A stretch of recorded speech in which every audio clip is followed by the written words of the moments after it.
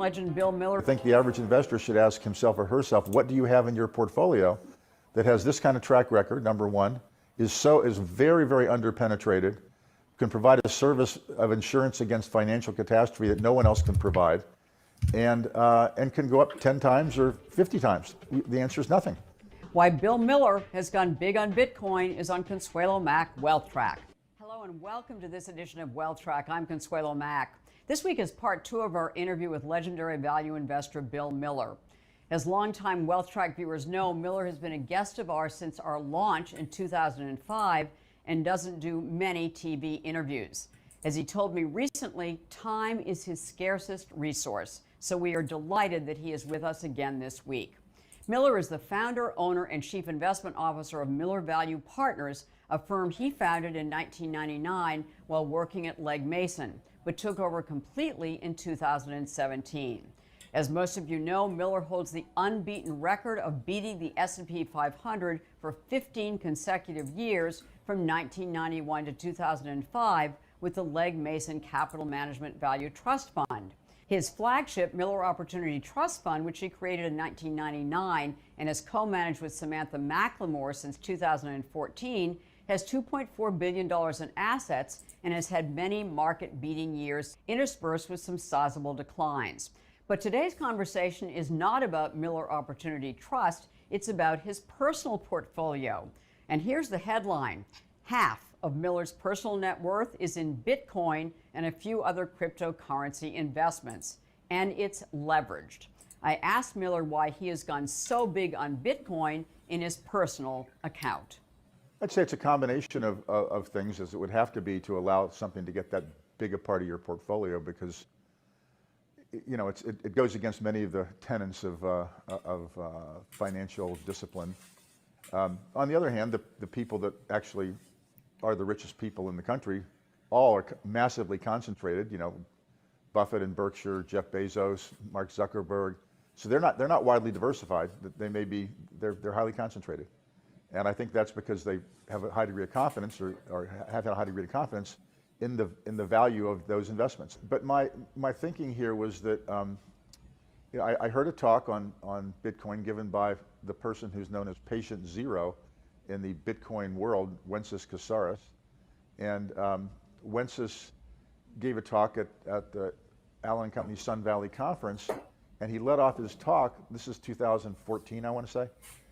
He led off his talk by saying that, asking how anybody owned Bitcoin. No, nobody in the audience owned it except for him. And did anybody know what it was? And a few scattered hands went up. And he said, well, let me explain to you why I own Bitcoin.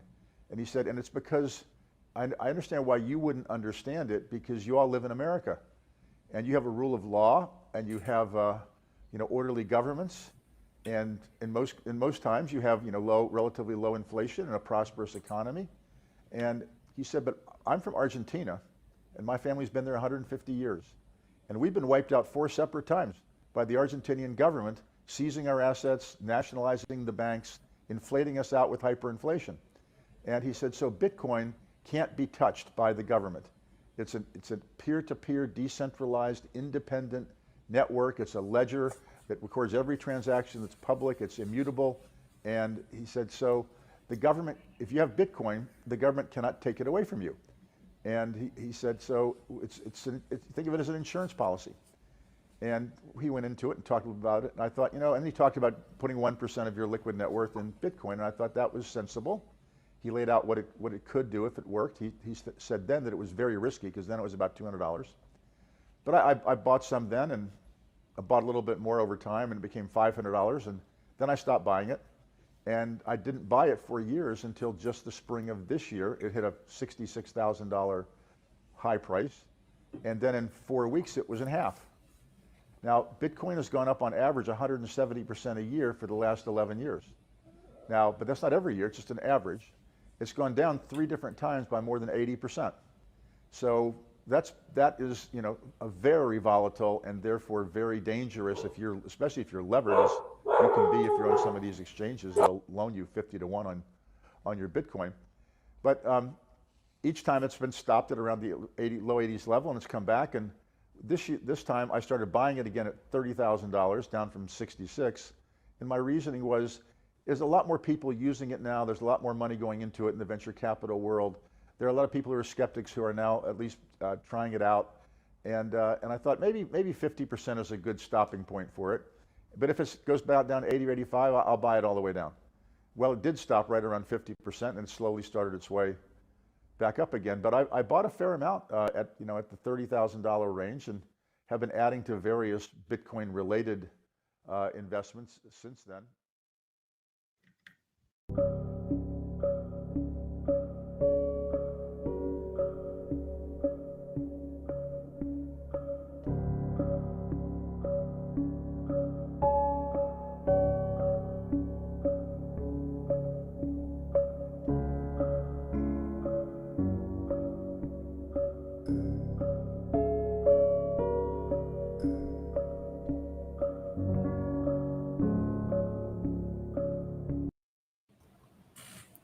Happy Bitcoin Tuesday, freaks. It's your boy Odell here for Citadel Dispatch 50. It's been 50 Citadel Dispatches. Let's fucking go. I hope you guys appreciated the little cameo by my dogs during that intro clip. Citadel Dispatch is an interactive live show about Bitcoin, distributed systems, privacy, and open source software. I want to do a quick shout out to all the supporters of the show who keep this show ad-free and sponsor-free, focused purely on actionable Bitcoin discussion. You guys make this show possible, and I really do appreciate all the support. The easiest way to support the show is via Podcasting 2.0 apps. My two favorite are Fountain Podcasts and Breeze Wallet. You simply download the app, load it up with sats, search for Citadel Dispatch, and then while you listen to the podcast, you're able to stream sats directly to my node. It's really fucking cool. Literally any day of the week, I can just sign in. I can just open up my Bitcoin node, and I just see a ton of. I just see sat payments coming in. 3 sats per minute, 5 sats per minute, 20 sats per minute, just streaming into my node. It's really, really cool, rewarding experience to see that happen. And also, as always, huge shout out to the freaks who join us in the live chat every week. You can access the live chat through the Twitter, YouTube, and Twitch streams. You can also view, this is the first Citadel Dispatch that you're able to view it directly on bitcointv.com as well. Unfortunately, if you participate in the live stream through Bitcoin TV, you cannot actually be a part of the live chat. Going to try and figure out a way to make that work, but it is an option now. And as always, you can listen to the podcast on your favorite podcasting app by just searching Citadel Dispatch or watching the archives on bitcointv.com, YouTube, and Twitch. So with all that said, this is an episode that I am very excited about. It should be a really fun conversation. We have many time guest, Open Arms here with us. Open Arms, how's it going? Oh, hi. It's an honor to be here again. The honor is all mine. Thank you for joining us. And we have Staticus, lead maintainer of the Raspberry Bolt project here. The focus of today's conversation will be Bitcoin nodes and specifically the Raspberry Bolt project. How's it going, Staticus? Hey, Matt. It's going great. Thanks. Cheers. Well, let's fucking do this. So where do you guys want to start? What is the Raspberry Bolt project and why should people care? I guess I can open with that one. So to understand where the Raspberry Bolt comes from, I think it's important to realize that it's been my personal project for a long time. So it's basically me documenting my own learnings. This is why it started out as a Medium article back in the days, like, I don't know, 2017 or so, how to set up a Bitcoin full node with Lightning on a Raspberry Pi. So back then that wasn't really a thing. So I just tried to figure it out myself, had some other articles, Damien Me, for example, had some cool stuff online. But it just grew from there. I moved it over to GitHub. started answering issues and pull requests, all that stuff. So it's still a guide. It's not something you can download. It's really something you do yourself. But it's, I think, a pretty decent reference guide how to set up the Raspberry Pi Bitcoin full node you want to have and build yourself. So I think we've had, I had Open Arms on the show to discuss. We had a big panel with a bunch of the leading node project implementations in terms of these actual dedicated 24/7 nodes that you run on dedicated hardware, oftentimes Raspberry Pis, sometimes, other single board chips. We had that. We also had Nick's Bitcoin on separately. So the freaks are very much aware of this concept of running a 24/7 Bitcoin node on a dedicated machine that is cheap hardware. So I'm looking forward to diving deep in the weeds here. I think most of the freaks are prepared for that and enjoy that type of conversation.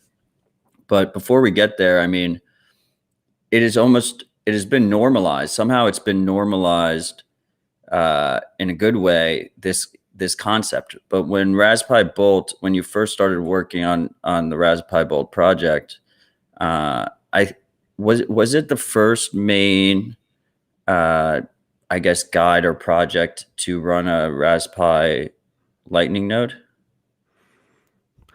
I think in a way you can say that. There are articles back then, but that were more like one-time things, so not ongoing projects. And I did that myself on Medium, but I think as soon as I moved it over to GitHub and did continuous improvements, updates, seen to it that all the download links are always up to date. I think back then it was the first live guide, if you can say that was always up to date and actually started to get some people involved and follow along. We've come tremendously far. Did you say when you started it? So I tried to think back. I'm not quite sure, but I think I started tinkering. So I've been working with Raspberry Pis for a long time for my streaming client, for RetroPis, for console games and stuff like that. So I was basically pissed off that every time I wanted to connect to Bitcoin Core, I first had to sync hours until I could verify my own transactions. So it came naturally to this concept of a 24/7 node, and building on a Raspberry Pi for me was pretty natural. And that was also, I think, in the summer of 2017, during the block size wars, there was UASF, the Node2X movement.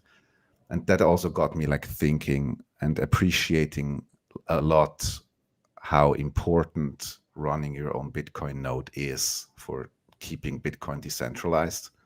I think this is why I also started to dig deeper into it and also started to publicly document my learnings. Yeah, so I guess, so it's been about probably 3 years since Raspberry Bolt first started. Yeah, I guess so. Back then it was I think I started pretty quickly with Lightning, but it was still on testnet then. And I actually started it with Eclair. But I think LND then was the first Lightning implementation that switched to mainnet. So I basically just kicked out Eclair and switched to LND back then. That's interesting. I wonder if that's got to be one of the main reasons LND became such a dominant implementation, right? That it was just first to go mainnet. Yeah, and I guess for all the web devs, it's also just much more like common to use WebSockets. So if you look at C Lightning, you use like Linux sockets and stuff like that. I think it's much harder to build a web application on top of that. And LND just was like more familiar, I think, to the whole dev community. Cool. So OpenOms, where do you think we should go from here? No, I loved the deep dive in history. I just there is a link I posted in the chat about the history of Lightning from brainstorm to beta. So basically, it goes as it goes through the history. It's basically 2018 March 28th when multiple implementations are going to mainnet, and there is a transaction between C Lightning and LND. So that's kind of the start of the mainnet network. And we know that the testnet was very active before then, and obviously before like even SegWit activated, and the Raspberry Boat was then there to kind of try it out and buy a blockachino, as you say in the guide, right? Yes. so there's been something I've been looking at during that period, and then pretty much the summer after, or like after March, I did build a Raspberry Boat myself, and looking at my GitHub, I forked the guide and the extras repo, and like in beginning of August 2018. So it's been there, and already the community was building then. Mm-hmm. So it's been great. All the reckless hashtag I can remember, and also I was losing some channels without any kind of backup then, and it's just because of a power glitch and stuff like that. So it was definitely reckless indeed. Definitely. And I remember that beginning of 2018, it was pretty easy to already switch to mainnet if you wanted to, but you had to do some code changes and compile it yourself. And the developers really begged the community not to do that. And I also respected that and did not provide instructions on how to go on mainnet before the developers gave their go ahead and they felt comfortable with being only reckless, not reckless. Do you? Well, I guess first off, for the freaks, because I already put it up on the screen for those watching the video, but for the freaks listening in on the podcast feeds, it's raspbibolt.org. Very easy to remember domain. All the materials are neatly laid out on that website, so go check that out after the show. Yeah, I mean the whole reckless meme when Lightning went mainnet seemed very counter to Bitcoin in a lot of ways. I mean, I think Bitcoin's always very conservative, kind of basically the opposite of reckless in terms of the way people treat using Bitcoin, or at least the way the more enthusiast community or hardcore community treats using Bitcoin. Do you guys still think that Lightning is reckless? Like, do you think that it's still the case? Are we still like almost in a beta mode of Lightning? Personally, I don't really think so. I mean, of course, if you don't really know what you're doing and setting up a node without the basic understanding what you're doing and putting like thousands of dollars on that, I guess that's still reckless. But if you have some like good knowledge on how to run a server and how to like run software in a secure and hardened way, I think Lightning is pretty stable. I mean, I don't think I passed the point yet where, I mean, when I first started using Lightning, I kind of just, started fucking around with it and playing around with it. And I kind of just operated under the assumption I was going to lose my money. And I don't know if I don't know if I've left that assumption yet. I think I still operate under the assumption that basically any funds I have on my Lightning nodes can be lost at will. yeah, I guess that's a good starting point. You can build from that. I mean, because what we had I was presenting at the HRF Oslo Freedom Forum earlier this year, or earlier last year. And when I got off stage, I think Stefan Livera came up to me and said to me, he's like, Matt, did you see that Lightning vulnerability? And like when you read the vulnerability disclosure, it almost made it seem like people could just drain funds at will if you had like a malicious peer. And it didn't happen. Like one of my nodes has, 200 channels or something. Like I don't know all the peers. And it didn't happen. But I remember the first thing I was like, oh, well, I either lost my money or I didn't. Yeah, I guess that's a scary thing if you have like really lots of funds on there. But I mean, in the end, it's a hot wallet, right? So Yeah. that could also happen with if you have a Bitcoin on-chain hot wallet somewhere. If there's any vulnerability anywhere on the system, your funds are always somehow at risk. So I think that's one of the main drawbacks of Lightning. But it's okay. It's a different use case. And it's just important to know that having a lot of money in a hot wallet connected to the internet is probably not for your life savings.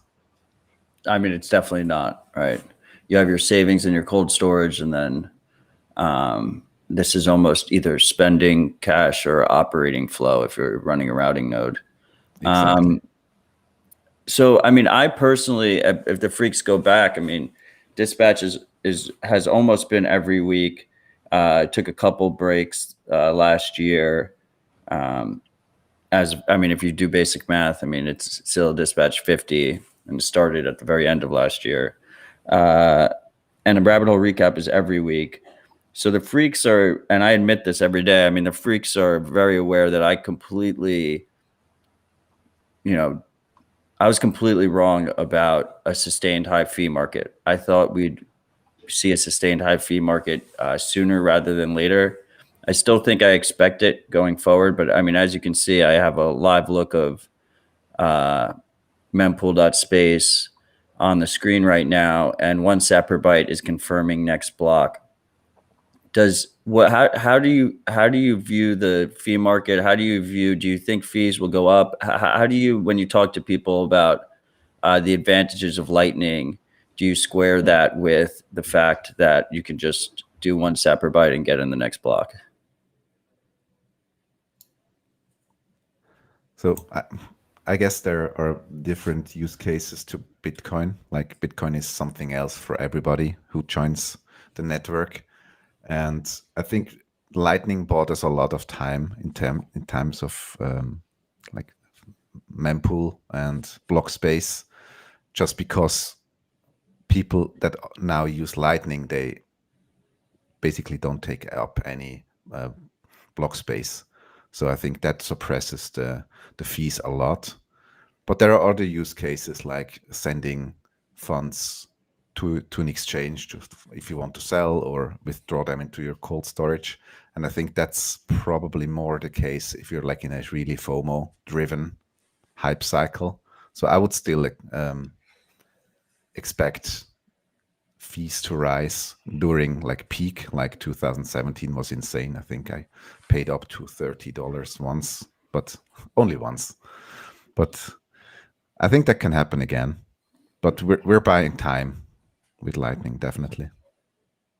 Yeah, I mean, one of the ways I tend to frame it is almost like a release valve in times of high fee pressure, and it kind of could provide the network with the ability to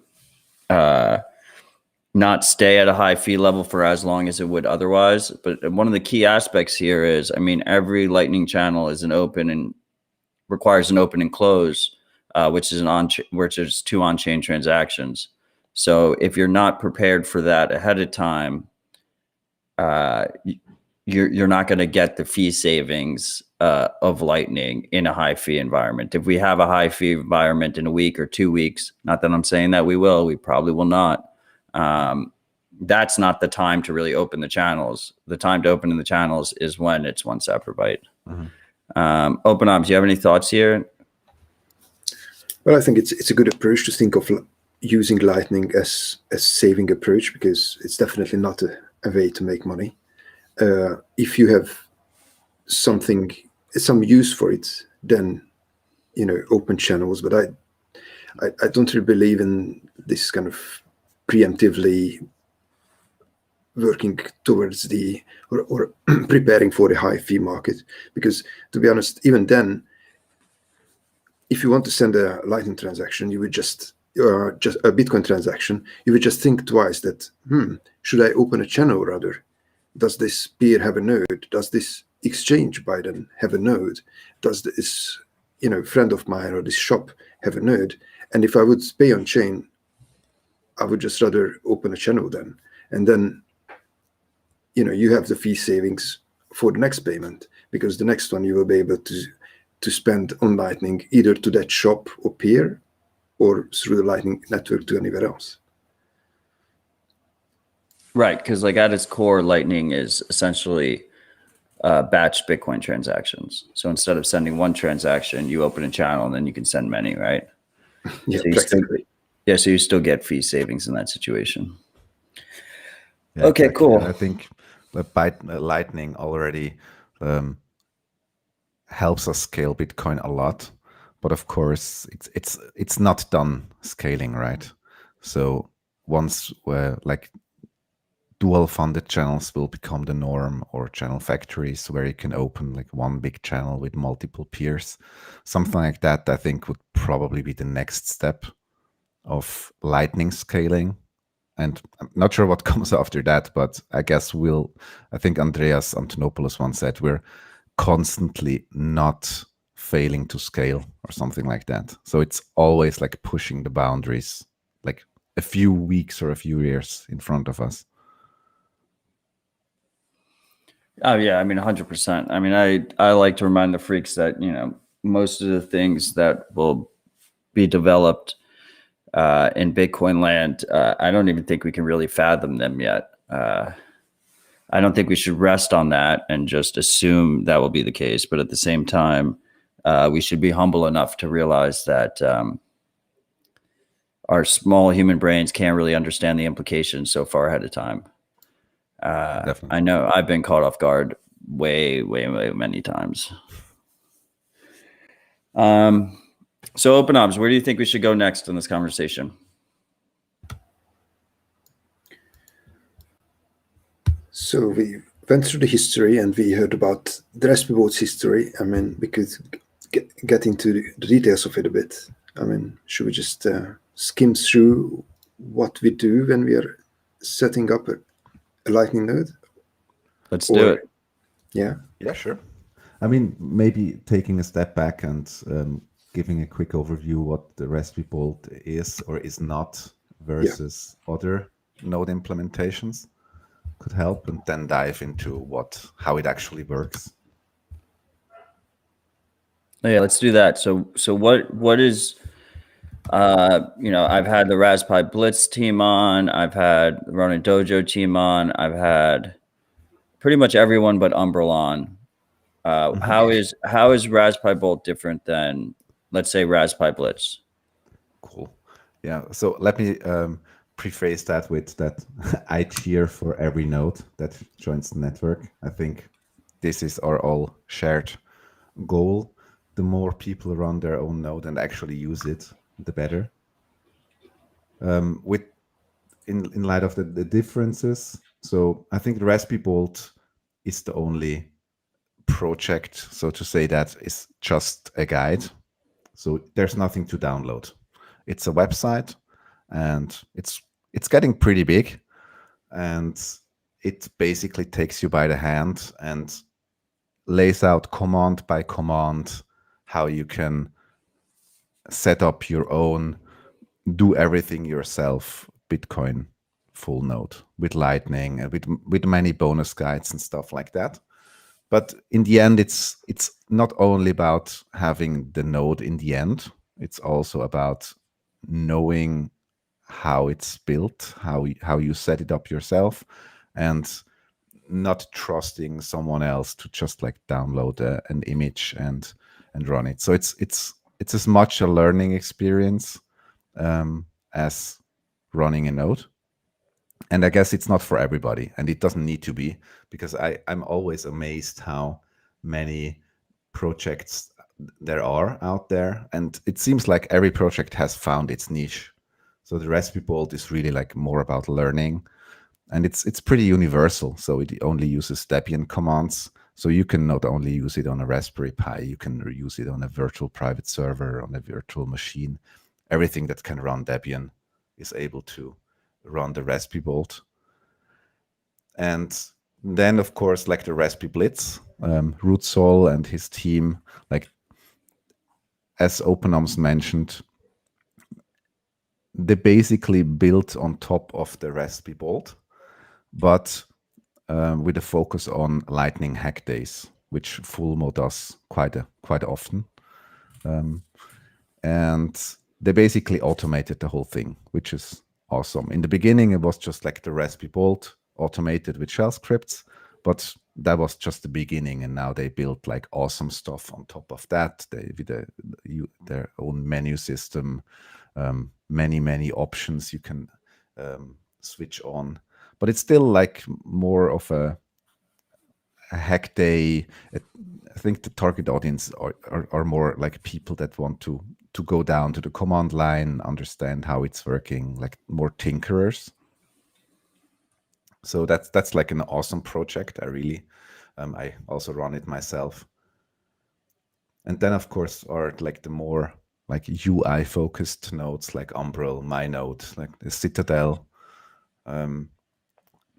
These are really cool because they allow like normies, like I was once as well before I fell down the rabbit hole, to just like download an image, put it into the Raspberry Pi, spin it up, and connect your browser, and that's basically it. You're now a sovereign peer on the Bitcoin blockchain. And I find this especially important if you then connect your hardware wallet to it, because many projects put the focus more on Lightning, but for me, that's more like the cherry on top. I care much more about the underlying blockchain and validating my own transactions on chain with my hardware wallet directly on my own full node. So that might be another difference. The Raspberry Bolt really builds the on-chain part first, and Lightning comes on top, while other projects basically advertise them as Lightning nodes, and many didn't even allow you to connect your hardware wallet to them, like through an Electrum server or something like that. And yeah, one last thing, like Nix Bitcoin.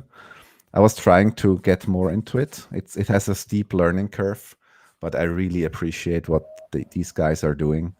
Can't really do them justice explaining it. It's just like a super hardened, no compromise, security focused, reproducibly built Bitcoin full node distribution built on Nix OS. So that's really cool to see. And I think if I find the time someday, this is probably what I'm going to experiment with next. Yeah, I mean, I had some of the guys from Nix Bitcoin on Citadel Dispatch 42. So that's citadeldispatch.com/CD42. If any of the freaks have missed that episode and are interested in going back and listening. OpenArms, do you have anything to add on there? By the way, as always, feel free to just jump in. Don't feel like I need to be, host Odell over here. You're welcome to jump in at any point. Right, thanks. Well, no, I really like the approach of this guy of basing everything on self-validating and just going step by step. I come into running a full node through running a Lightning node. So I've first of all, wanted to use like Electrum and like Bitcoin Core as well as running a Lightning node, and I understand that how important that is to get like a solid foundation. And then I needed to understand how it is all built up, and this was the guide which I just kept coming back to. I mean, now there are, for example, for Lightning, there is like the Lightning labs have kind of a node builder's guide or similar, quite extensive documentation about how to use LND itself or how to set it up in various environments. But that is basically aimed for like the industrial use. But if you want to sit down yourself, you would start hacking away with now I need to get into using Linux as an operating system, and I was coming from Windows so far. So how do I do this? And then there are basic commands you can use, and from zero, and I do this, I tell this from experience. One of my first exposures to using Linux was going through the Raspberry Bolt guide, and it was just, it was a great rolling point, and I kept coming back to it. Oh, how did I do this and that? And there's been just a couple of sentences of explanation just did it. So, thanks for that, and that is great, and it still remained this, focus on this approach, which is. Exactly. It's quite unique.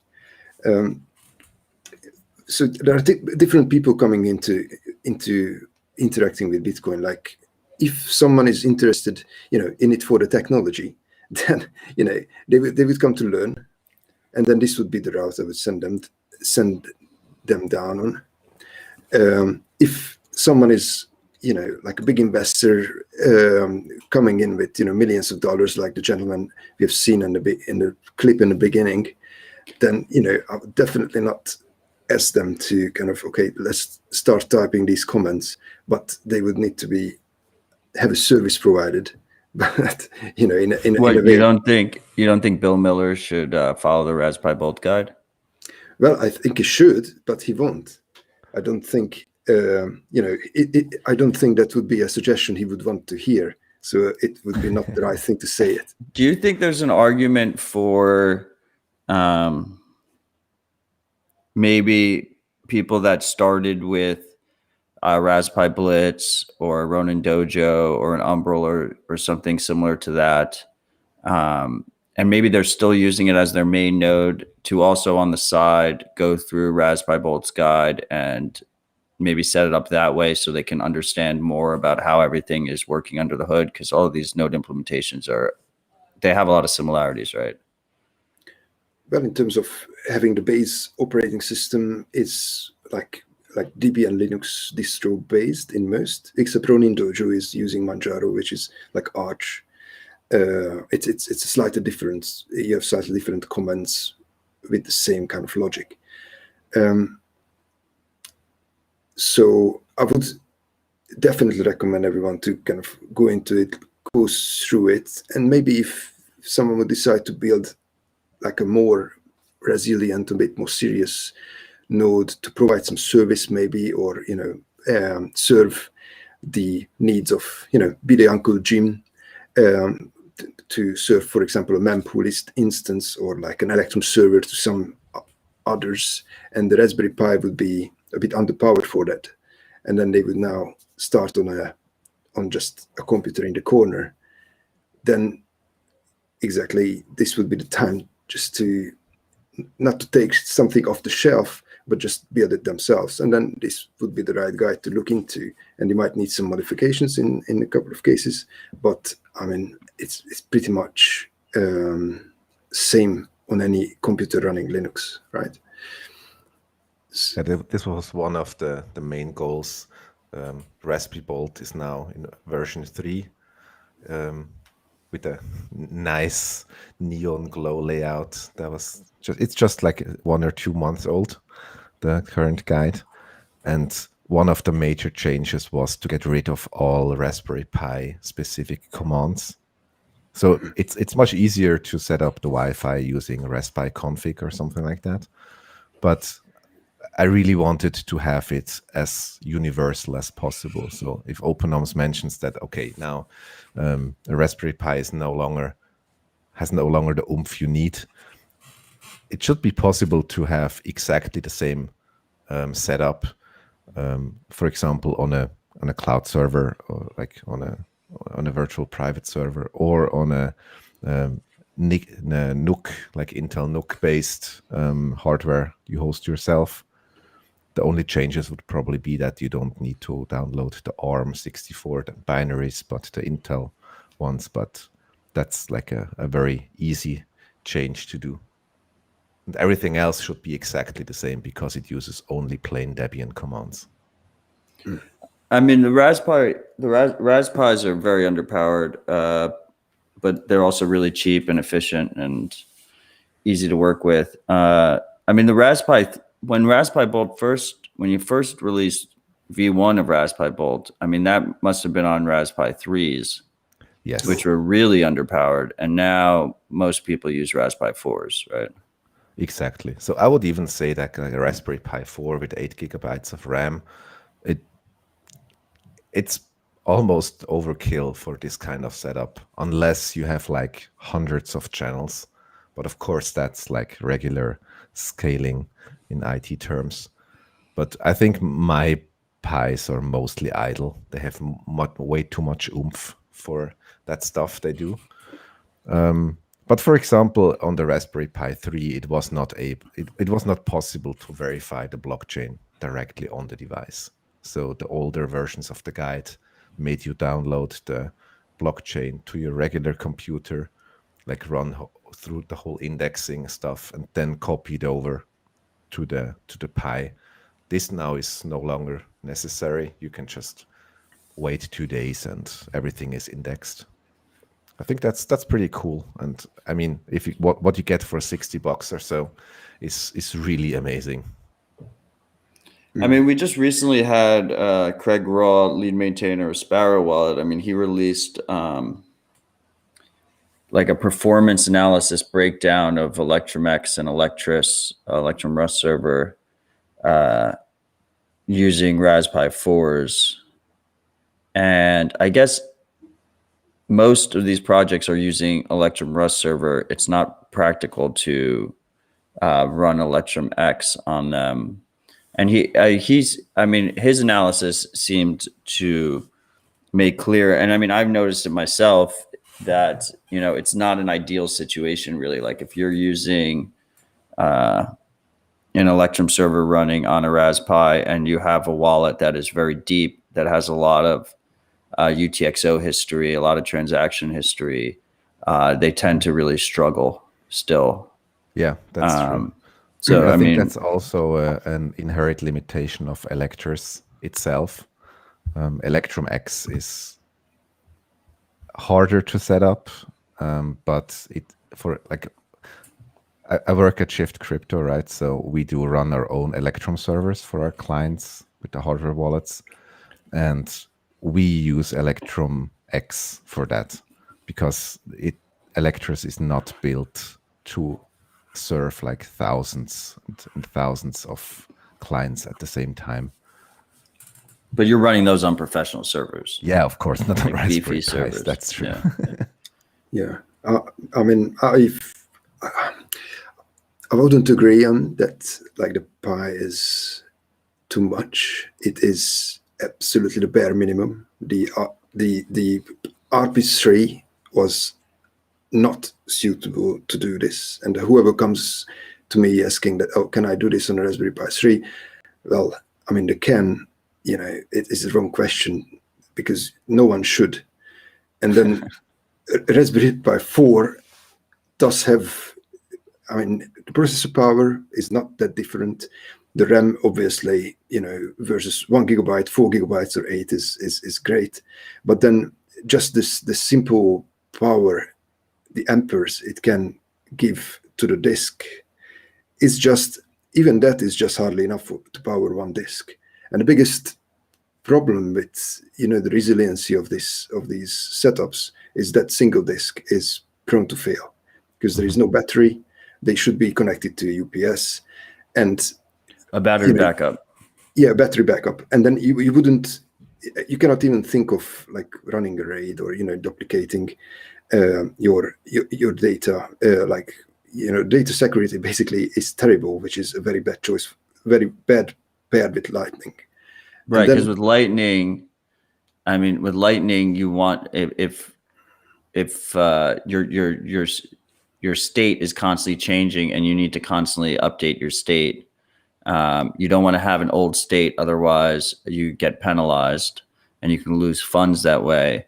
And the main way of backing up, short of actually doing constant, like almost a RAID configuration where you have constantly backing it up to a second drive, is this idea of static channel backups, where you actually lose all your channels in that situation. Everything gets settled on chain. So it's like not an ideal backup situation. You'd prefer if you just didn't have the drive failure in the first place. So yes, exactly. So the static channel backup is just a list of your peers where the node in a failover situation can connect to and ping them to force close the channels themselves. If they are offline, the funds are stuck. That is not much use. The actual channel database, the database of the states of the Lightning channels, is the most valuable information, which indeed you need to back up in real time, which you can do, like especially with C Lightning. It has a plugin which can do real time backups even to an offsite location. But then what you need to run another server, right? Right. I mean, you would need to do that anyway for backups, but I mean, you would need to have your main machine working quite reliably as well. So I think that is the biggest kind of bottleneck or drawback or weakness of the Raspberry Pi, that it's not able to power like 2 disks just by itself. And then you can use external power. You have an extra cable, and then another thing with which the cat or like a young child can play with. Again, not ideal. And this is specifically for Lightning. If it's on-chain funds, then I always channel my inner Zoolander. Like with Lightning, the keys are in the computer. With on-chain, the keys are ideally not being held on the actual node itself. So if the node fails, it's just a way of interacting with the network. It's not actually holding your secrets. Yeah, exactly.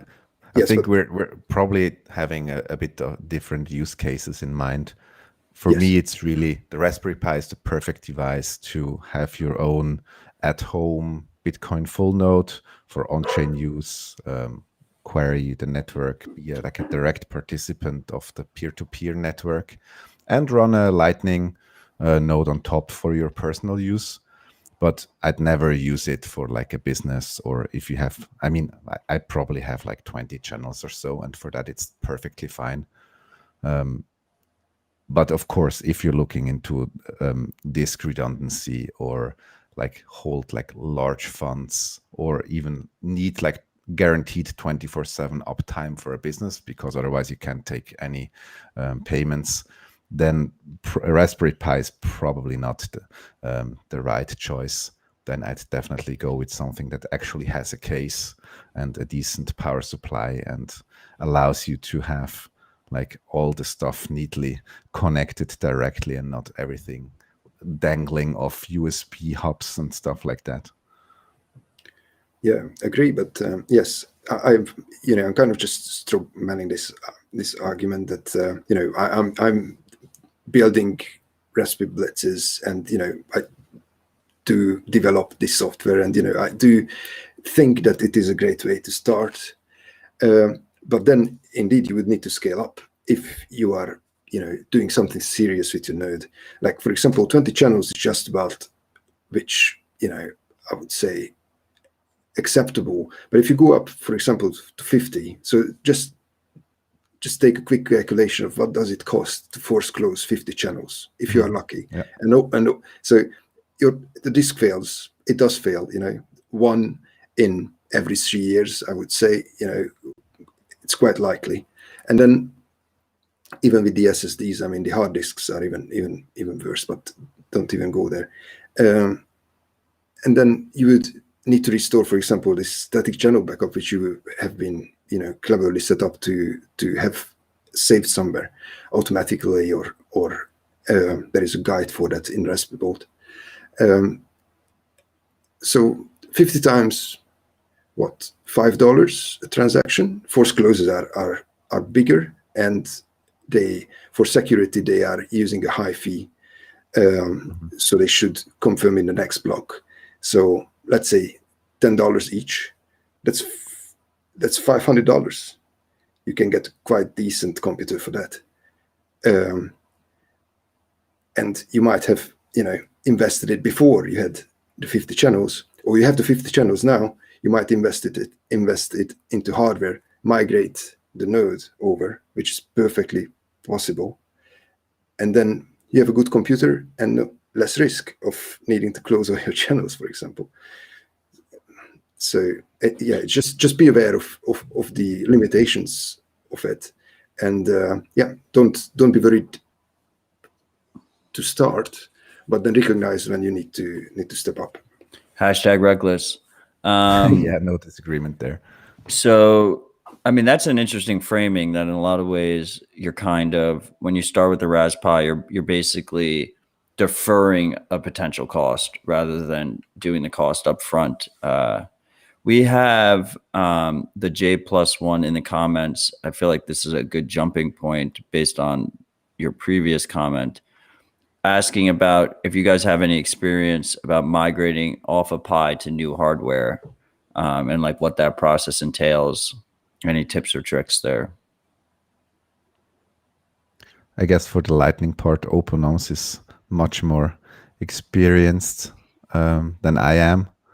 But I would say if you migrate to new hardware, you can just set it up in terms of the Raspberry Bolt, just set it up new. You can copy over the blockchain. If I'm not mistaken, probably set up Lightning part, run it once and close it down again. And I think after that, you can pretty much copy the old directories over, right? You just need to make sure that never, ever the old node goes online again. Yeah. No, that's basically just it. It's not that difficult. I mean, and people need to understand that why the old node must not go online ever again, because it has a previous state of the channels, and once that database have been running in another instance, those states obviously get updated with the peers as well as on that instance. And then if you boot up the old one again, I mean, you could boot up, but if you would run LND or C Lightning on the old one again, then you would try to build on the previous states, which then your peers would penalize, and losing all their channel funds. All the channel funds would go onto the other side, which is the penalty mechanism of the current Lightning protocol. So it's important to prevent, but you can easily do that when you are moving between hardwares. You take, so what do you have for Lightning? You have a wallet file, which is like a wallet.db for LND. It's like an HSM secret. For C Lightning, it contains the keys from which the Bitcoin keys are derived from. And then you have another file which is called the channel DB, or the Lightning SQLite, which is a database of your Lightning channel states, which is containing the keys for the off-chain funds, which is the ones in the Lightning channel. So basically these two files just needs to be moved to the new instance. And as Stelikus said, it's a great practice to make sure that the new setup works by just running a new node on it, and make sure that there are no bugs or like things which would stop it from working. And then you can just take these old files and put it in place of the new ones.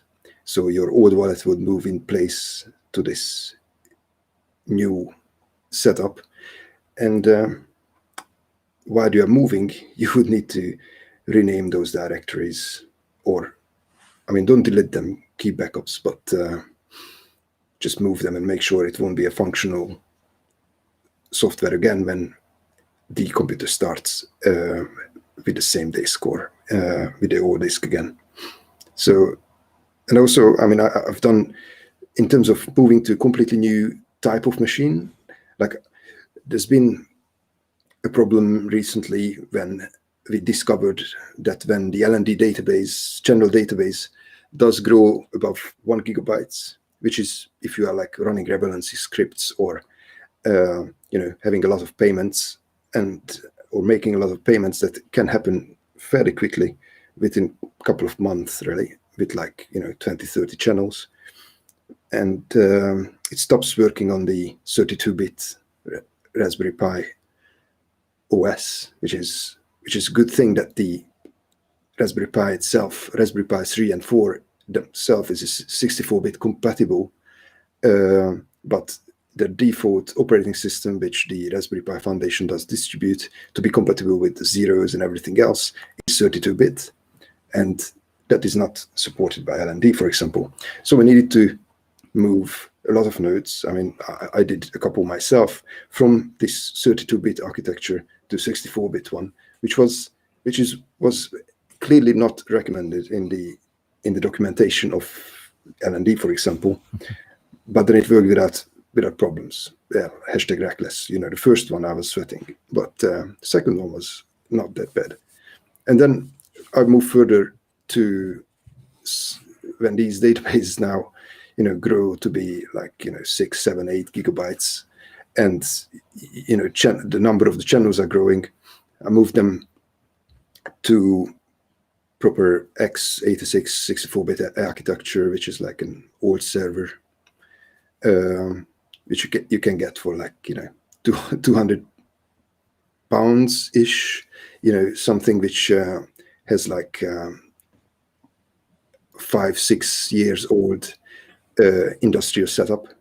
So it is not a big investment, but then you can start stacking disks in it and fall down all sorts of rabbit holes about data security and integrity and etc. And then even between operating systems, these files, the valid database and the channel database, these can be moved. So it's doable. Just need to be careful where you put things and don't destroy data, and then just concentrate on not running old instances as well. But with all that said, I mean, you're of the belief that people just shouldn't even have that. Most people shouldn't even have that many channels open. They should just, keep it to the bare minimum, and maybe why even migrate in that situation? Why not just close channels and close those few channels you have and open new ones on the new node?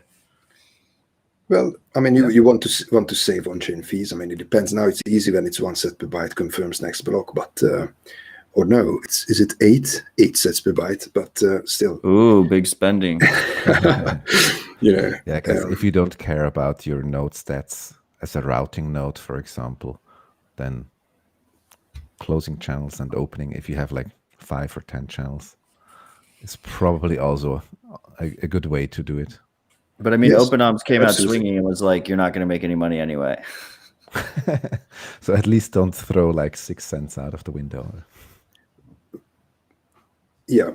Well, you won't make money, but you can save, and you can do things which You is can not lose less, possible you mean. otherwise. Yeah, exactly. Cool. I mean, it's like why would you buy a car which would consume less, right? Awesome. I mean, we had another comment in the chat about someone saying they like to use a brand new Mac Mini with their M1 chip and a 2 terabyte SSD in it for their node. Do you have any feedback for that person? Awesome, go for it. Cool. Do you know OpenOms is it ARM64 with the M1? Yes, I think so. I mean, I Standard didn't. builds work. Yeah, I didn't try the machine itself, but I've heard tests that it was like validating the whole chain in like 4 hours or so. Oh wow! When it came out, and it's certainly powerful enough to be able to deal with the situation. But run Linux on it. I mean, I don't know. Does it come with like a fixed operating system? don't use closed source operating systems. Can you run Linux on M1? I'm sure you can, yeah. They're not doing some kind of secure elements bullshit in there or something? I have no idea. Where like you need like the signing key? I don't know. Yeah, I've never tried it. Then jailbreak it, you know. You Yeah, just can't- Exactly. jailbreak your $2,000 computer or whatever it is, $1,000 computer. But yeah, I mean, if your node is holding, if you care about your privacy, if your node's holding a decent amount of funds, running the closed source OS X platform that Mac gets shipped with by default is a dangerous game. So where do we want to go from here? So OpenOMS suggested before to do a quick run through the guide, and I wanted to take a step back, but I guess we took a step back and took a little walk from there. Maybe going quickly through the individual parts of the guide and give some comments here and there. Could be something. Let's do it. Cool. So of course, like if you go to raspberrybolt.org, it gives you some like, okay, what is it? How is it structured? There's like I think a pretty important part about the community. So where you can, like, if you run into problems, you can open an issue on GitHub. There's a knowledge base. There's a Reddit sub. You can join the Telegram group. So there's lots of people that want to help you if you're stuck somewhere. And from there, it's basically separated in 3 parts, like the Raspberry Pi itself, including the operating system, then the Bitcoin on-chain part, and then Lightning. And after that, this is like the core guide. We aim to have like a high maintenance guarantee on the core guide, so it should mostly be up to date. If there's like something that no longer works, we're very happy to fix it quickly. But then there's also the bonus section, and this is more meant to be a collection of additional optional guides, also from external contributors. And I think it can be pretty interesting to just have a collection of fun stuff to do. But of course, stuff like that can become outdated, and it's not really possible to keep everything up to date in that bonus guide section. But this is really what I imagine a bit, have like a really well-maintained core section and a good collection of individual guides or fun stuff to do on top of that, installing other applications and all that fun stuff. So, I mean, basically, the first thing you do is get a Raspberry Pi. The one thing that is really important, get the official power adapter. I've wasted so much of my own time with using like regular USB adapters, and if you want to have a stable Raspberry Pi, just use the official one. This is the one learning I took after hours of wasted kernel panics and shutdowns. After that, you just install the operating system, and as OpenOMS mentioned, it's really important to get the 64-bit Raspberry Pi OS, which officially is still in beta, but it works really well. It's been running, I think, for months now on my node without a single restart. I don't really think there's much instability in it, so that's pretty cool. It's based on Debian, so it's really a standard Debian-based Linux system. The cool thing is Raspberry Pi also provides an application to actually flash the operating system. And what's really cool is that you can flash it directly on an SSD. So you don't really need to use a micro SD card, because in my experience, this is the weakest part of the node. micro SD cards just are not meant for constant read and write operations. So after a year or a bit more, maybe a bit less, they tend to wear out. At least mine did. So you can write the operating system directly on a SSD and boot directly from the SSD. You don't even need a micro SD card. I think that's pretty cool and improves the overall stability of the node a lot. It's an interesting change you have done with the. It came in the V3, isn't it? Yeah, exactly. Because it wasn't like that, and I have mixed feelings about this, because it's easy to change a micro SD card, but then, I mean, even with my regular computer, it's like running without partitions on your disk, right? That you have like just all eggs in one basket kind of thing. So I like having a micro SD in a setup like this, because then you have just a separate physical device to replicate some of the things. For example, this static channel backup on. So if one fails, you don't have everything failed. That's an important part. So what we plan to do, like in the next weeks, I guess, it's top list. Actually, as part of the core guide, just plug in like a USB thumb drive and directly store the static channel backup on that one. So we do have then redundancy again.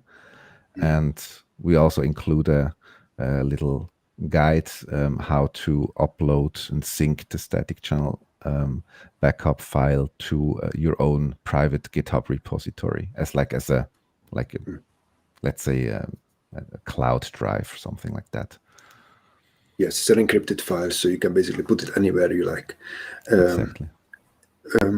Yeah. So, and then, I mean, micro SDs indeed fail. They do, SSDs too, unfortunately. But then you really, so as you mentioned with the power supply, it really depends on the quality you buy, and if it is what is written on the box. Because we say, like, buy a power supply which provides 3 amperes or more. Well, not all of them are capable of doing that, what is written on it. So indeed, like, the official one is a good choice, but there are a couple, like Pi Moroni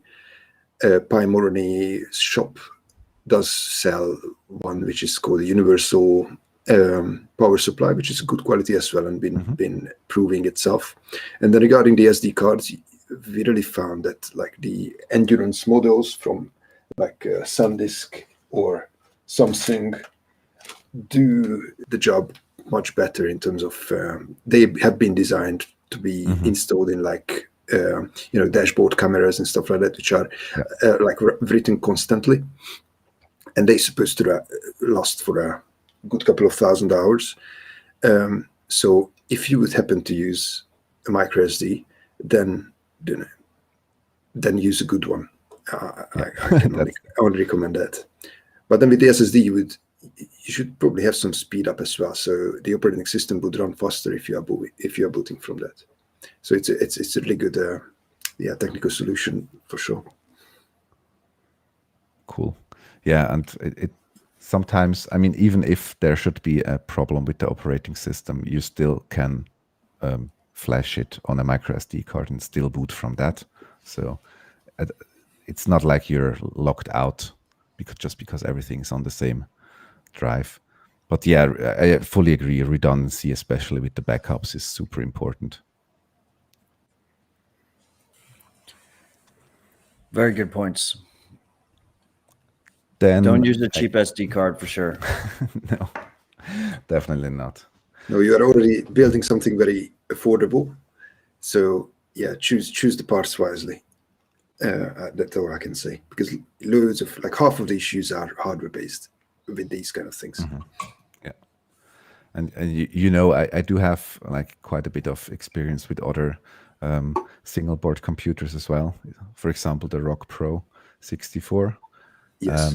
And in my experience, I didn't find a board that comes close to the, like, uptime and reliability of a Raspberry Pi.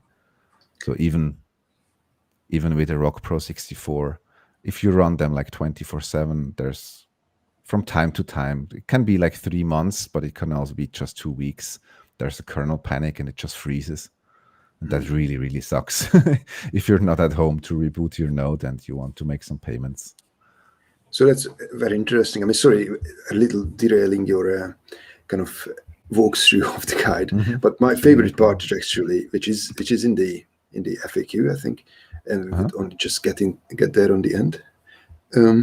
It's not in the FAQ; it's in the bonus section, I guess, where you can use different computers like the Odroids. There it is, hardware Odroid setup, which is the famous Thundroid was, the basis of many things. Like most famously, I think it has been running the Satoshi's Place initially before he scaled up. Obviously, it picked up a bit, and I did use these Odroids as well because I've just came to the Satoshi Place was running on an Odroid originally.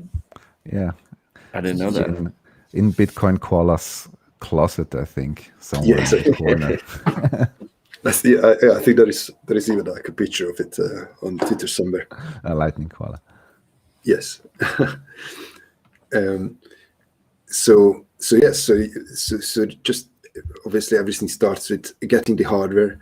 It is interesting to hear your experiences about the Rock Pro, because in this Odroid guide you're still recommending these XU4 and HC1 ones, which are, especially the HC1 has like a built-in SATA adapter, so you can put the disk right attached to the board, very stable, has a huge heatsink around it, which is the case as well.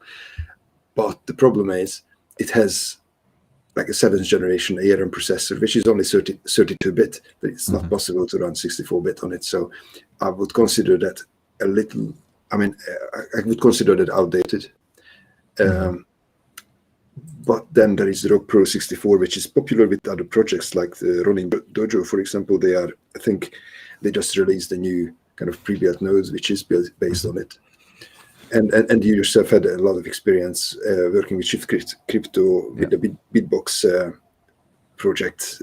Bitbox Base, Bitbox Base, that was, which was it's an amazing and still up, right? It's just, is it maintained? Not really, no. I think if we ever pick it up again, we need to redo a lot of stuff. Yeah, it's been iced. Yeah, exactly. But yes, I was under the impression that it's good. I wouldn't blame the hardware specifically, but I think we built on the Armbian distribution, and it might just as well be that there are like some nooks in the distributions that are not like the official ones, and with many boards there aren't any official distributions, right? Yeah, I mean, it's a Rock chip as well. It is a chip which is not that widely used. So the kernel written for it is basically not that well tested, and that's been a problem with the previous kind of Rock 64 board as well, which just many of them have been like they were physically they were like dead on arrival, or they were like doing calculation errors, which is obviously not acceptable for a Bitcoin node, right? And the Rock Pro 64 got much better, and it also has like a PCI Express port where you can apply an NVMe SSD. Yeah, exactly. So the ones which are usually found in laptops or like systems built for speed, and that is very good. The Hacko project, or Hack Zero they call it, by Nicolas Dorier with BTC Pay server, they were distributing these boards as well. I have one with his golden signature. Cool. So if you look close, you have like a Shift Crypto SSD Racer in it, right? Oh no, that's something I wanted to come to. And again, the stuff, I'm sorry. That I have two of those, one from the Hack Zero, one I got personally from you in a Hack Day in Munich, which I did say that I will once run a server where there will be SSDs in the PCI Express ports, and that's just what I have put together in last week, where on the motherboard I can just put these PCI Express to NVMe adapters, and I have much more space, and they are fantastically fast as well.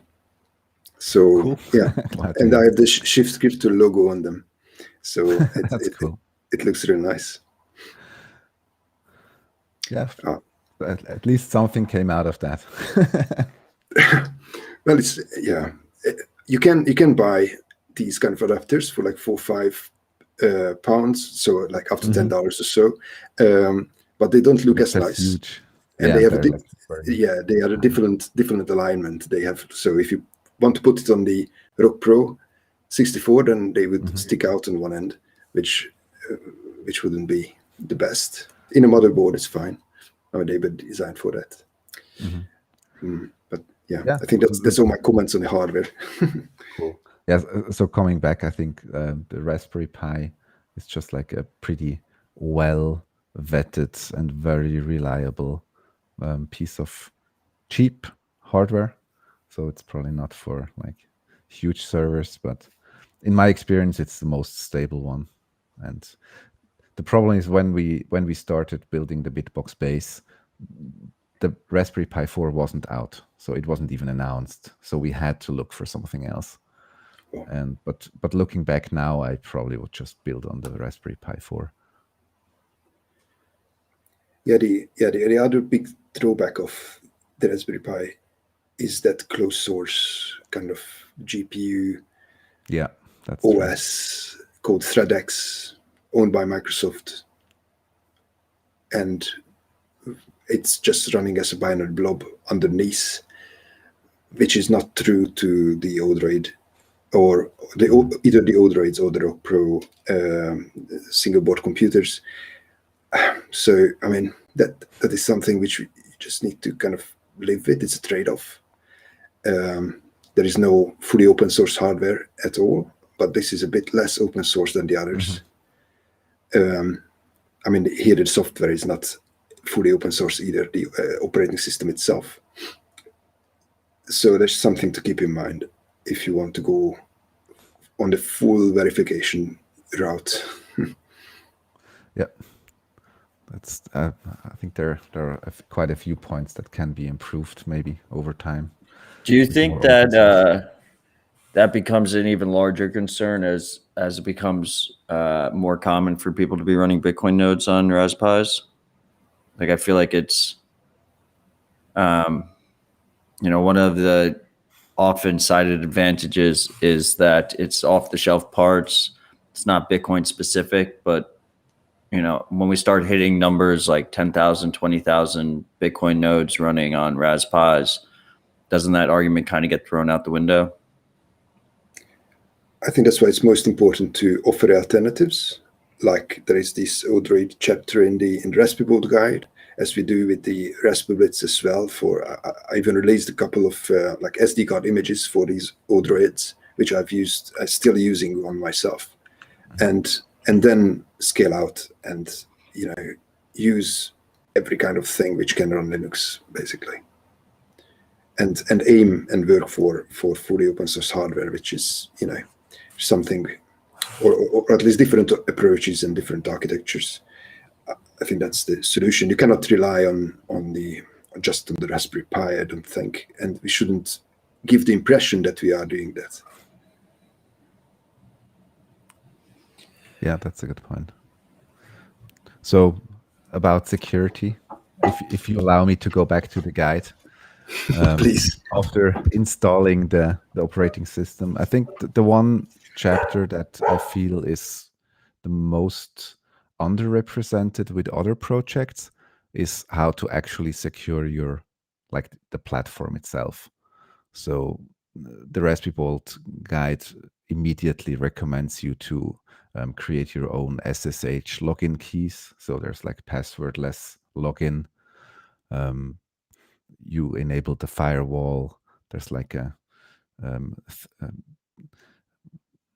fail to ban, that does like rate limiting on login trials and stuff like that.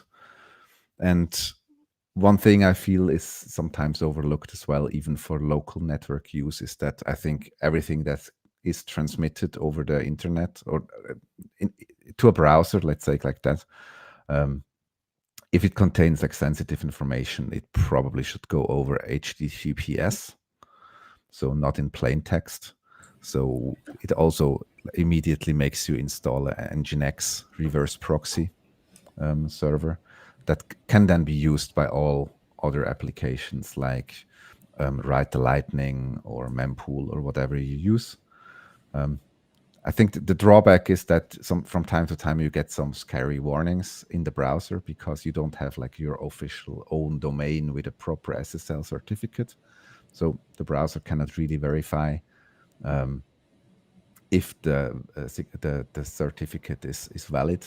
But if you accept it once, usually, then the browser stores that certificate, and then you have a like fully end-to-end encrypted communication with your Pi, even with the browser.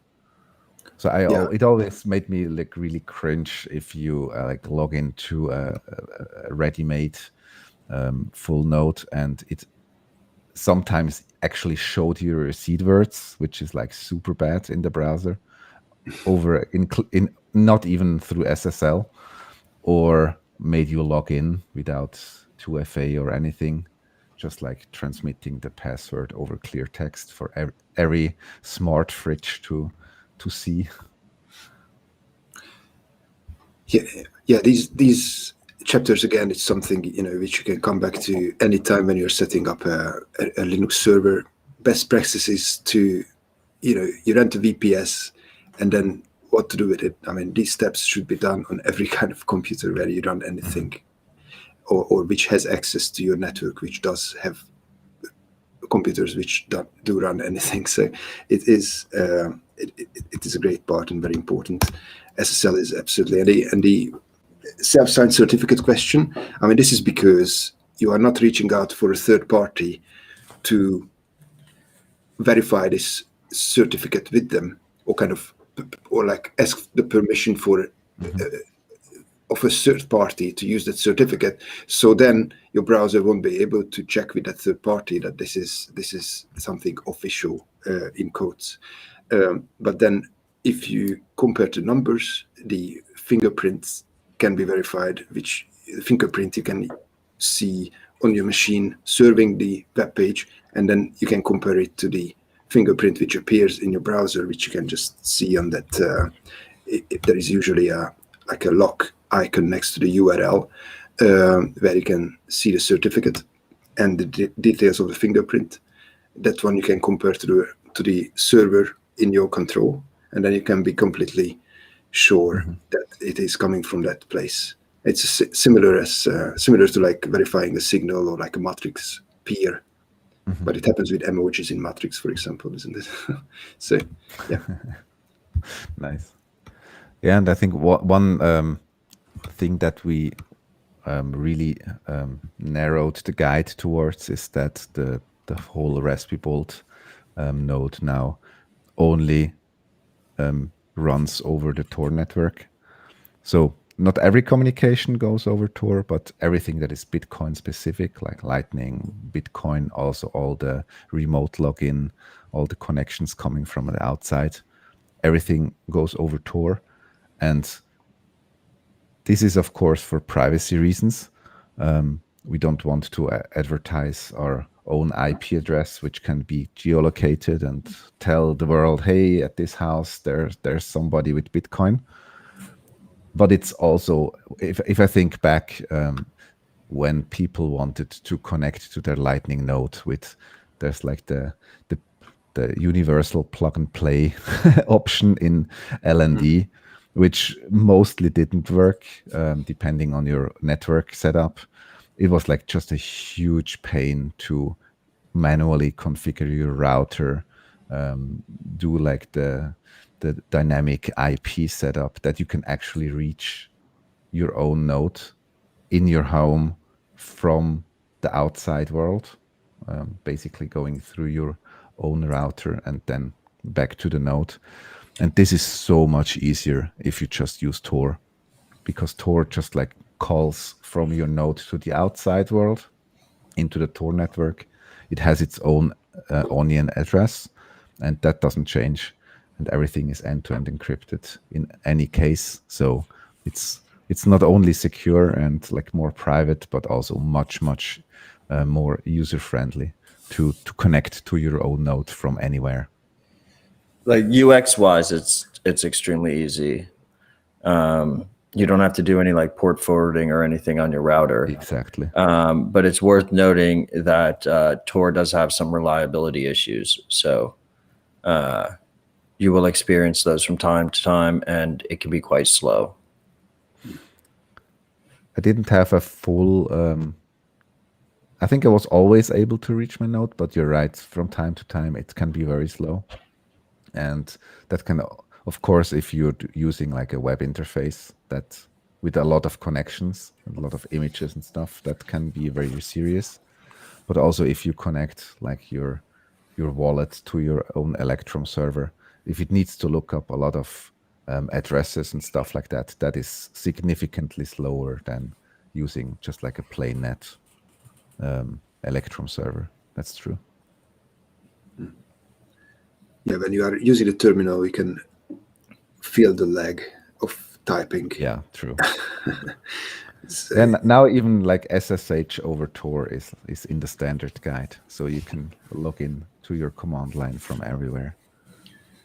It's surprisingly easy. But it's worth to note that it's easy, but it's same easy for everyone else who knows that hidden address. So when it does leak that information somehow, like you were using a couple of versions back, you were using the Brave browser, for example, which then pinged the ClearNet DNS server with the onion address. So publicized it to the ISP or the VPN provider, then someone else can kind of try to guess your password or the password of that service which is running behind that hidden service. So, I mean, there are ways to use key authentication with Tor as well, just like with SSH. It's a bit more kind of cumbersome, but if you're like using SSH, you already should use key authentication. So just to be aware that this is like a public domain, like having an internet address. It's just running through the Tor network, which has. There's a twist there, right? Because it can be thought of similar to like Bitcoin keys, right? Where it's locally generated. Yes. There are so many possibilities that we can. It's unguessable. Right. No one can. Well, we can assume that no one has the capability of brute forcing that specific onion address. But if it leaks, then you have issues on your hand because other people can use that onion address, and you want to make sure that whatever authentication that is, if it's a strong password or whatnot, that is secure enough that you're not going to get brute forced at that point. Absolutely. This is also why it's passwordless login through like SSH keys only. And the fail to ban, I think if you try to log in 10 times in 5 minutes or so, you're just like immediately banned for 10 minutes or so. So I would say SSH itself is probably very secure. Like it's pretty common to have this port exposed. But of course, everything else should be secure as well. And I think I read a question in the very beginning why every web service is now like separated and segregated into its own Linux user. And it's not a perfect protection, but let's say somebody would find a vulnerability in, I don't know, whatever web service is reachable over Tor and could gain access to stuff it shouldn't have, like SQL injection or whatever.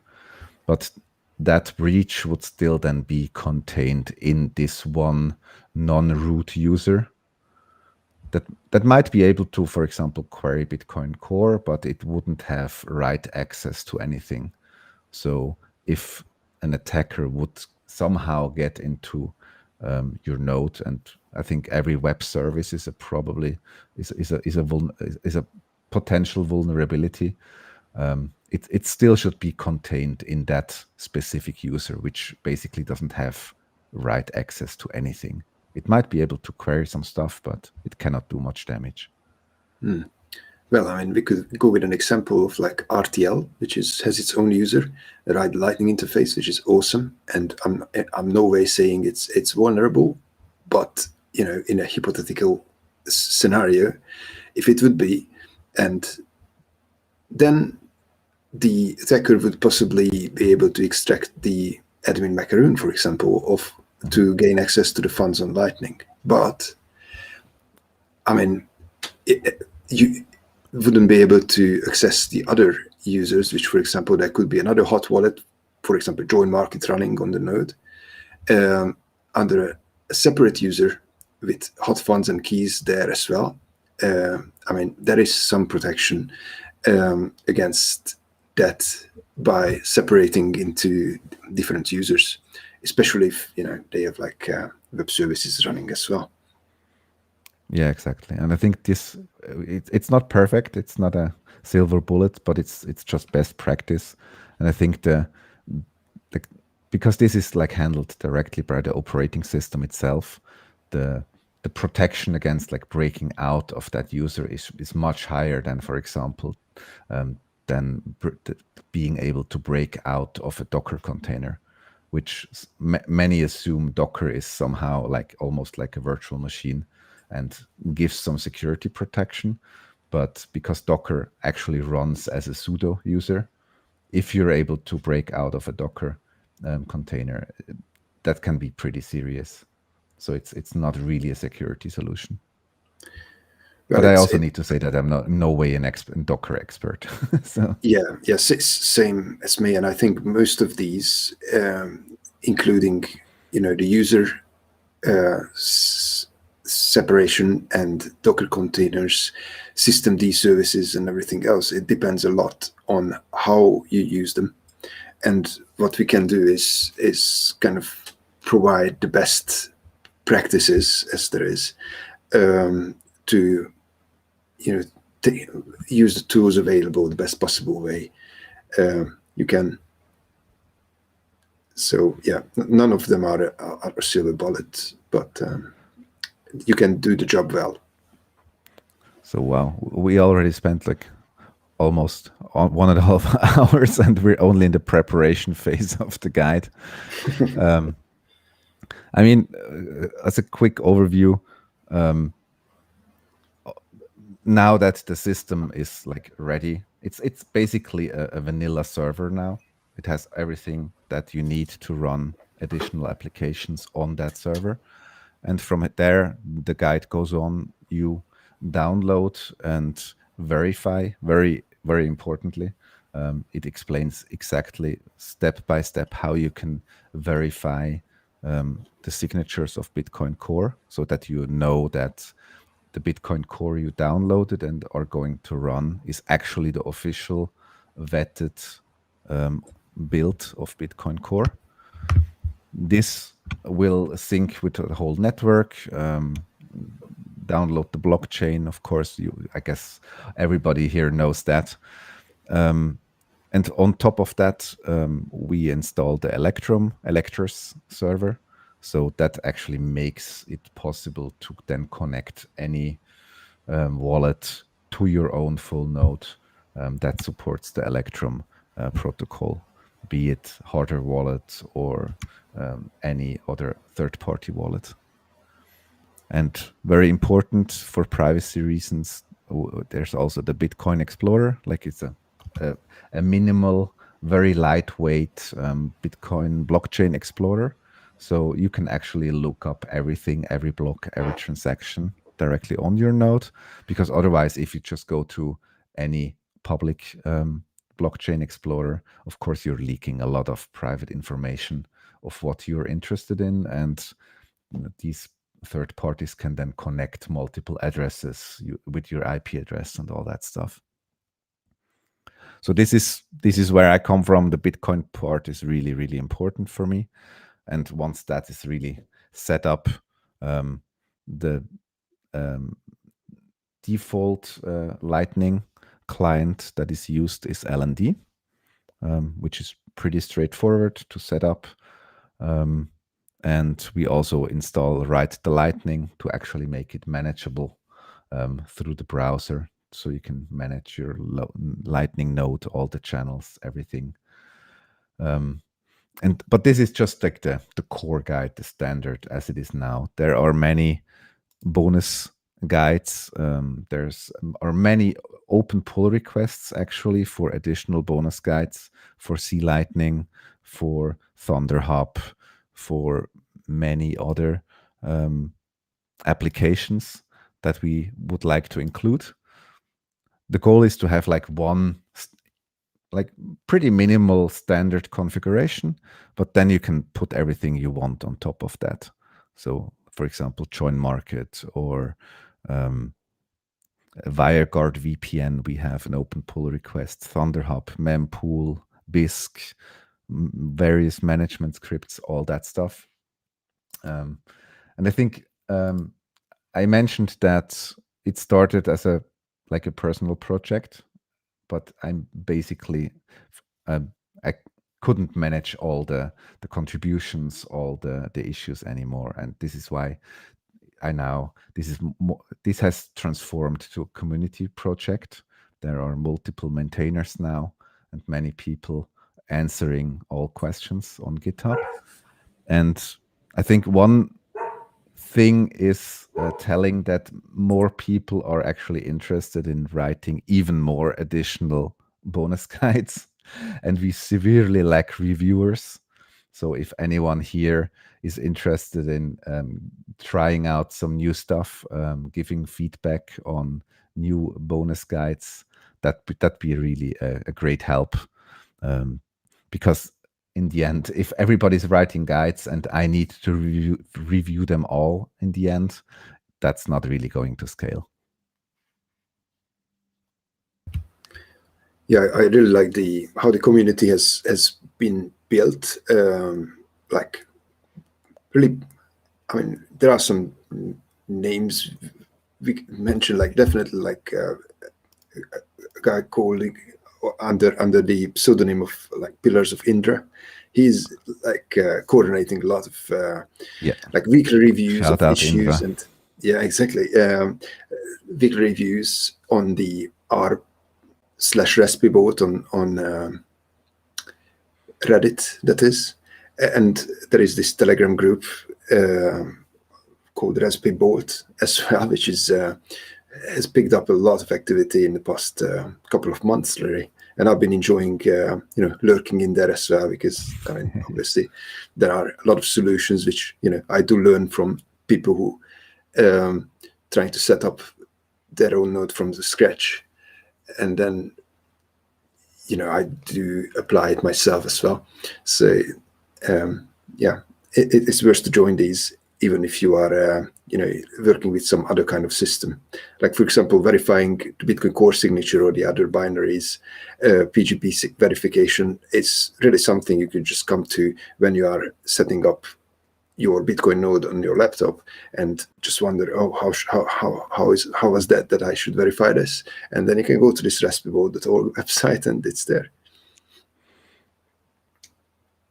That's that's been slightly disconnected from the comment from the community. I just wanted to note that it's just so useful. Absolutely. And fun thing, for a long time I didn't even know there was a Raspberry Bolt subreddit until they pinged me. So it already had like over 100 subscribers before I actually got aware of it. That's awesome. Gotta love when that just happens organically. Yeah, and I cannot shout out enough to Indra and how he manages that stuff. It's really awesome. Great. I mean, this has been a fantastic conversation. We're about to hit an hour and 40 minutes. you guys have anything else you want to discuss before we wrap it up? Do we have a hard limit here? Yeah, I mean, I'm aiming for the top of the hour, so we got 13 minutes. We got some time. So I don't have anything pressing. For me, it's a pleasure to be here, talk with you, Matt, and Open Arms, and make a little bit of noise for the Raspberry Bolt guide. It's like my brainchild that has now grown wings and is. I'm actually also happy that it's no longer only on my shoulders. So that's really good. And yeah, I mean, anybody who's interested in actually learning how a node works, I think it's a good place to stop by, have a look, maybe join the Telegram group or the subreddit. And if you want to go ahead and try some stuff, it's actually fun. Don't be afraid of the command line. It's easy to be overwhelmed. It's more accessible than you would expect. I mean, I appreciate you both. I appreciate your work. It sounded to me like Open Arms had something you wanted to talk about. You got something for us, Open Arms? Well, I just keep commenting as things come up. These are my favorite topics, so definitely. Live and breathe. No, I mean, this has been fantastic. I guess let's just end it with some final thoughts. Final thoughts, Open Arms. Hit us. Run your node and use it. Yes. I love it. Short and sweet. Thank you. Staticus, final thoughts. I cheer for every node that is actually like used in the wild, be it for Lightning or I think all sometimes overlooked. Even more importantly, to verify your own like large transactions coming in, typically going to hardware wallets. So having your own definite truth of what's the state of the blockchain and if you actually got genuine Bitcoin, I think that's something every true Bitcoiner should be able to do. Thank you, Staticus. Yes, to interact with the Bitcoin network, you're going to need to use a Bitcoin node. If you're not using your own Bitcoin node, you're using someone else's Bitcoin node, and you are trusting them with your privacy and verification of your Bitcoin, whether that is real Bitcoin, whether the rules that you think the network is following are actually being followed. That is enforced by the node that you are using. So if you're using someone else's node, you are trusting them with that responsibility. With all that said, this was an absolutely fantastic conversation. I want to thank our guests once again. I hope to have you both back on at some time soon. Open Arms, I think you're number one most, you've been on the show more than anyone else besides me. So I really do appreciate you taking the time out to come on every time. And I look forward to whatever interesting topic our next conversation will be based on. As always, I want to thank the freaks for joining us for this conversation. I hope you all enjoyed it. Your feedback is always appreciated. You can contact me via all my contact information is at mattodell.com. You can support the show and see previous episodes at citadeldispatch.com. You can also support the show via merch at citadeldispatch.com/stack. With all that said, I love you all. Thank you, guys. Cheers. Cheers. It's been a pleasure. Yeah, thanks a lot. Love you, freaks. Hope you enjoyed that conversation as much as I did. I'll see you up for Rabbit Hole Recap on Thursday at 2:30 Eastern Time, 19:30 UTC. And we have another Citadel Dispatch on Tuesday the 18th at 5 Eastern, 2200 UTC. That's going to be a really fun conversation on KYC and different trade-offs with Zelko, Diverter, Laser Hodl, and Stefan Livera. So make sure to tune in for that. I think it's going to be a lot of fun and a good discussion. As many of you know, I've been helping Bitcoin Magazine put together their upcoming Bitcoin conference, April 6th through 9th in Miami. Just a little heads up that prices do increase on Friday. So if you haven't bought a ticket, you're considering doing it. You know, I am helping them significantly with the programming for the open source stage. There's going to be a lot of really good discussions there, both on the 2GA days, but also on industry day. Before the 2GA days, we're going to be doing a very highly technical focused discussions. That's going to be almost BitDev style. So if you haven't bought a ticket, you're considering buying a ticket, I was able to secure us the code open source. Do not share that code on Twitter. I do not get a cut from that code.